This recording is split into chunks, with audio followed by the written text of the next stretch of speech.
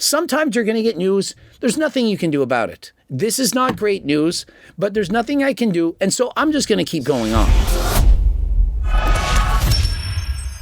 Coach Greg, in today's video, we're going over my blood work in order to help you know what to do in order to be healthy. Now, remember, everyone should be getting their blood work. And of course, if you want to get your blood work, you can go to AlgoRx. And depending on your needs, you might, for example, need enclomiphene, you might need testosterone or HRT, you might need peptides, perhaps you need a GLP to help you lose weight, or maybe even Cialis. Has all my years of abusing steroids, remember, I've admittedly abused steroids, crazy doses for approximately 10 years, and we're going to see, what is the aftermath of this? Have I actually been abusing tren in secret? Have I been using secret doses very high?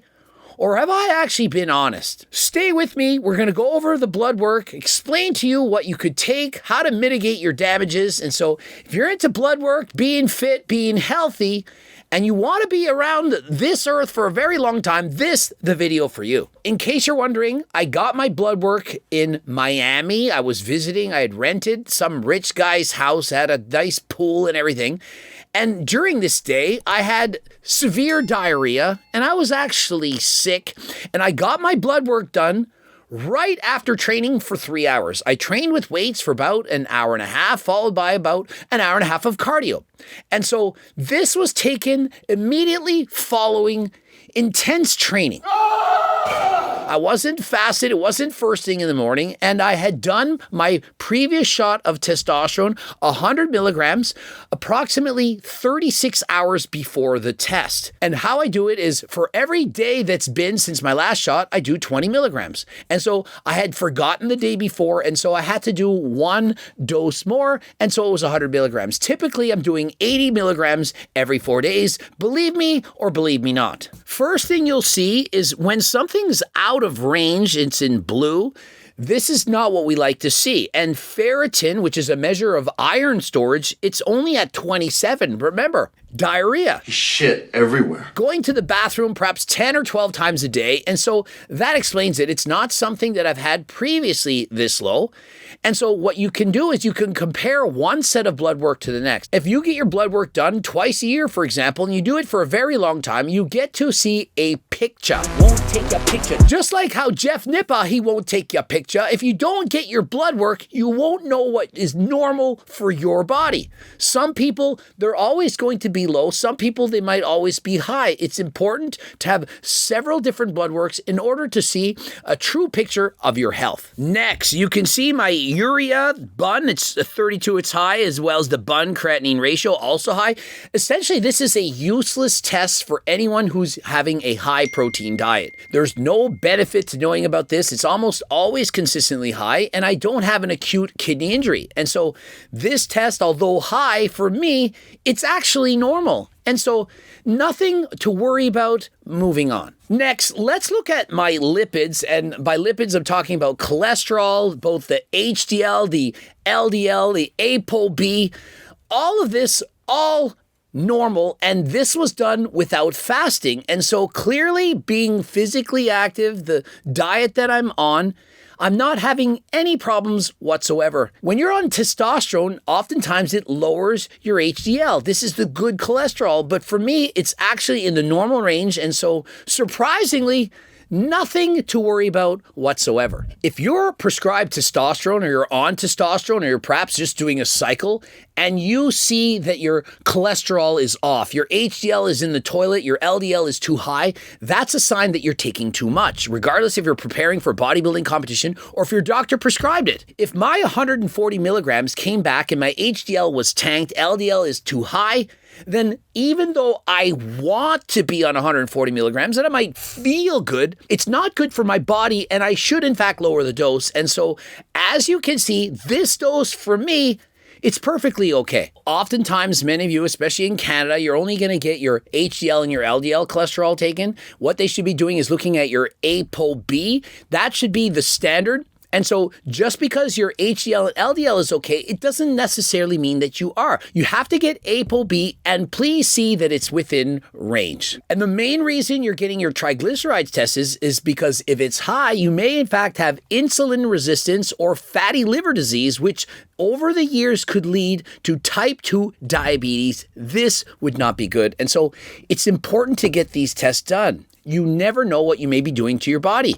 So many of you are perhaps young, you're using steroids, you're perhaps thinking you need to be on HRT, but if you're not getting the tests done, how will you know if you're healthy? As you can see, AST, ALT, I'm at 31 and 33. Back when I was using steroids, it was in the hundreds. That's right, it was over 100. And so if you're abusing steroids or perhaps you're even on SARMs, you need to check your AST and ALT in order to see if your liver is actually healthy. If it's high, you probably have to come off, you have to go off cycle, you have to recover, make sure that you're healthy.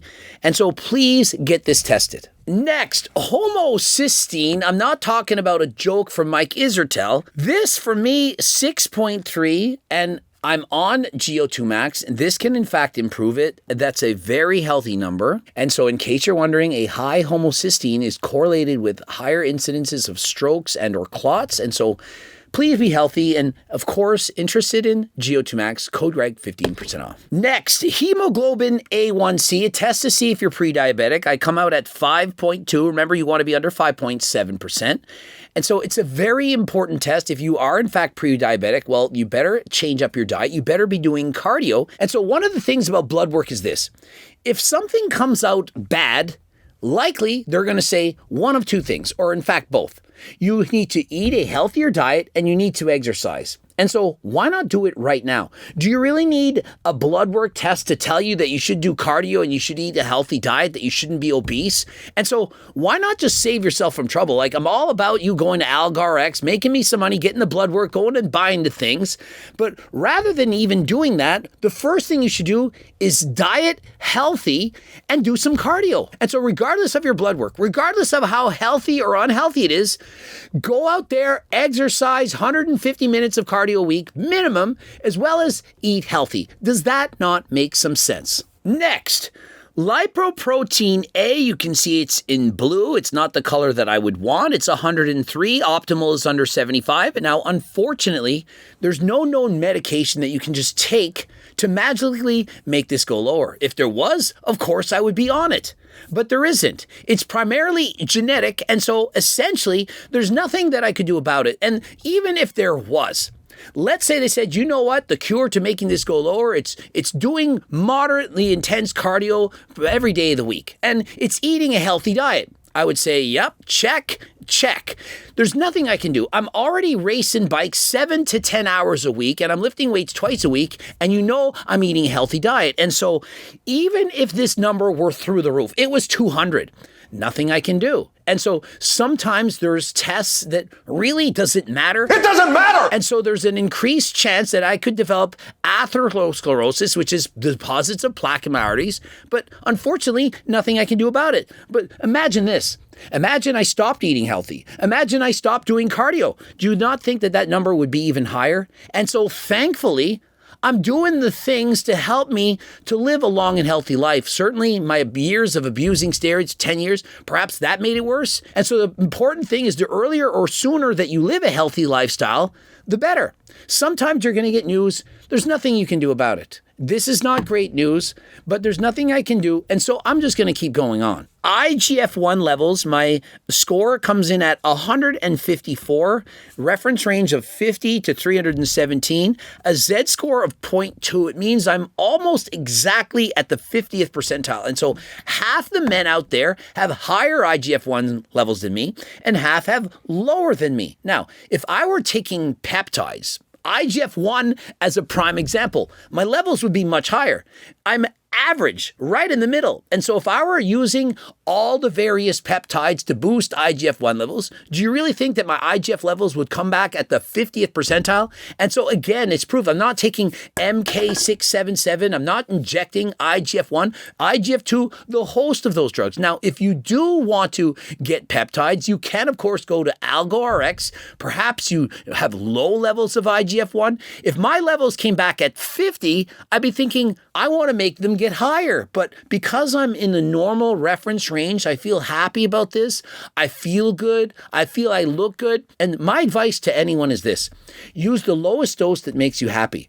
If your IGF-1 levels come back and they're 100 points lower than mine, then I could understand why you would want to take it. Now, perhaps you are at 150. Perhaps you're just like me and you're not happy. Perhaps you're a bodybuilder. You could, in fact, raise it. Now, I don't think that I would want to raise it, but if you want to raise it, that's your prerogative, that's your choice. But my advice, the lowest dose that makes you happy. Don't just take something to raise it just because you want to be the next Mr. Olympia. When I decide to do something to myself, I think, would I do that for somebody else? So for example, my sister or my brother and so on.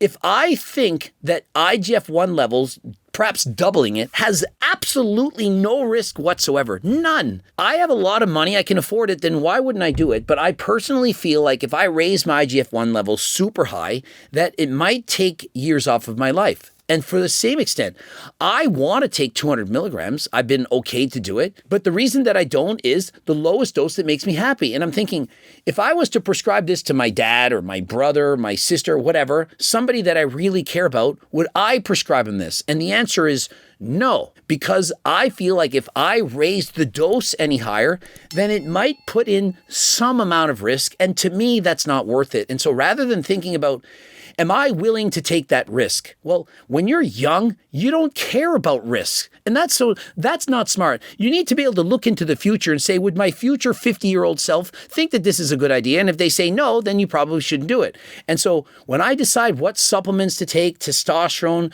various peptides, and so on, I'm thinking, is it worth it to my future self? Would I prescribe this if I were a doctor to a member of my family, somebody that I love? And if the answer is no, then you shouldn't do it. Because when you're young, trust me, you're not developed enough intellectually. You can't see the future. You think, oh, when I'm 50, I'll be old. Trust me, you won't be old. And so please, the lowest possible dose that makes you happy, that is the dose to do. I'm old enough for you. So just pretend that I'm you in your future. I'm your future self, and I'm telling you now to be careful. Next up, you can see my red blood cell count and my hemoglobin. Those are normal. They're within the reference range. When you use too high a dose of testosterone, steroids, and so on, it causes your red blood cell count, your hemoglobin to be higher. Your blood gets thicker, and this is not good. You most likely would be told, hey, go and donate some blood or bloodlet, if you will. But the better thing to do, the smarter thing, it's not to go and donate blood. It's to lower the dose in the first place. If you're taking so much testosterone, so much HRT, that your red blood cell count is too high, maybe stop doing the thing that caused it to be high in the first place. I mean, does that make sense? But if you're on, let's say, 250 milligrams of testosterone, and all of this is normal, it looks just like mine, well, your body clearly is able to tolerate that. But remember, lowest dose that makes you happy. If I raise my dose to 200 milligrams and my hemoglobin is now too high, well, that dose isn't good. I should lower dose and keep it there. It's all about the blood work. And so remember, again, AlgorX, click the link, code Greg, 10% off, get your blood work, go over it, make sure that you're healthy, and thank me later. Absolute lymphocytes, you can see I'm in the blue. I'm below the reference range at 850. I'm only at 574. Remember, I was sick during this event, and I'm almost always low. My whole life I've been low. Perhaps it's an autoimmune condition in my body reducing my lymphocytes. Remember, I do in fact wearing a hearing aid. I do have an autoimmune disease that's caused me to lose a lot of my hearing. And so perhaps this has been the cause. I've been sick my entire life ever since I was a little kid. I get sick more often than the majority of my friends. And so perhaps this is just a normal thing for me. There's nothing really that I can do. I just need to continuing on and try to be healthy. And so the urinalysis, as you can see, negative, all negative and none seen. And so guys, unlike Togi, no chlamydia. Next, FSH and LH. You can see both are in the blue below the reference range, abnormally low. The reason for that is because I'm not natty. And so do you all understand it's very easy to see if somebody's natural or not? Clearly, I'm not natural. This proves that there's something that's causing my FSH and LH to be low. It's the 140 milligrams of test. If I were 100% natural, those numbers would be much, much higher. And so if somebody gets their blood work done and shows FSH and LH this low, let it be known they're most likely taking testosterone or something else to reduce those values. Next, testosterone, as you can see, 830 nanograms per deciliter. The reference range here, it says 250 to 1100. And so I'm clearly in the high normal range. My SHBG, it's at 18. And so what that does, it binds up some of the total testosterone and results in my free testosterone being super physiological. And what does that mean? You can see it's at 235 and the top of the reference range, 155. And so although I only have 830 nanograms per deciliter of testosterone, clearly my body is benefiting from HRT that or above what a normal person would experience. And so although I'm on replacement doses, the actual effect on my body is in fact super physiological. And so if I were not on HRT and my testosterone levels were at 830, I wouldn't have this much muscle. And so clearly, testosterone, even though it's at replacement doses, it's still at a super physiological benefit. And so one of the reasons that I look this good, have this much muscle at the age of 50, remember, I'm only lifting weights 2 days a week and I'm training on the bike 6 or 7 days a week, is because the advantages that I'm getting from injecting my testosterone from an exogenous source from outside of my body. If my body produced it internally on its own, I wouldn't have this much muscle. And so let it be known, I'm not lying, I'm not exaggerating.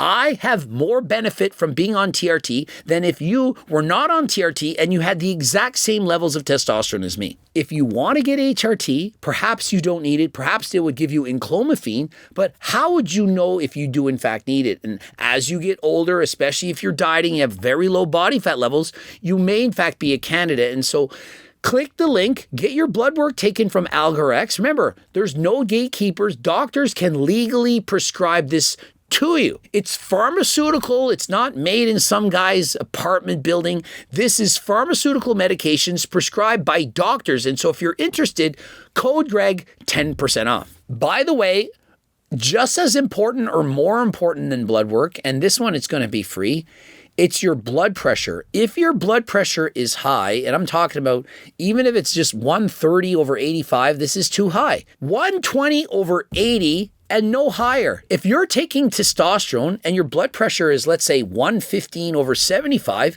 you're most likely fine. But if you're taking higher levels of testosterone and it's increasing your blood pressure, it's likely taking years off of your life. And so let your blood pressure be your guide. That is a great way to determine if what you're doing is abusive or if it's at a therapeutic level. In case you're getting your blood pressure done, first thing in the morning is ideal. If you get your blood pressure done in the afternoon, perhaps you've been doing some cardio, you're training, exercising, and it might come back higher, 130 over 85, for example, you're going to want to then redo it in the morning to see, did it actually go down and is it back to normal? And if it's still elevated, you need to do something about it. And so, of course, if you do have a higher blood pressure, you can go to AlgaRx and you can purchase telmisartan.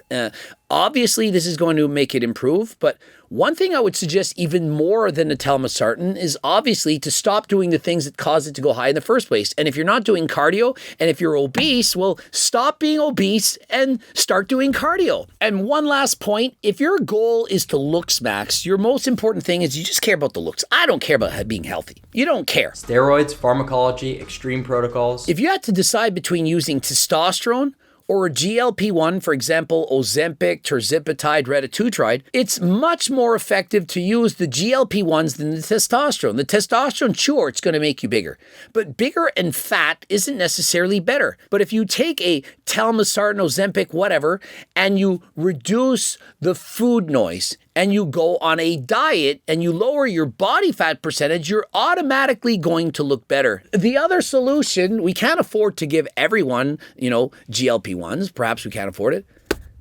It's the friggin' cookbook. This is the savior of all. And so whether or not you're using our own GLP Max from HLT Supplements, you should, of course, be using this.